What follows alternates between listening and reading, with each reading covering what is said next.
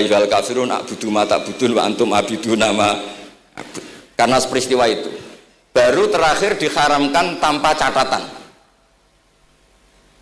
Nah, hal-hal seperti ini misalnya saya ini Mbah Mus sering ngendikan, Pak Kures juga sering ngendikan, saya tidak percaya terjemah, kata Mbah Mus.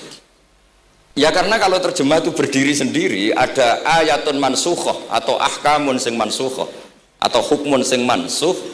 Kebetulan anak ini belajar yang mansuh, dia tidak ngerti nasihnya, yaitu terus dipegang, katanya memegang Al-Quran.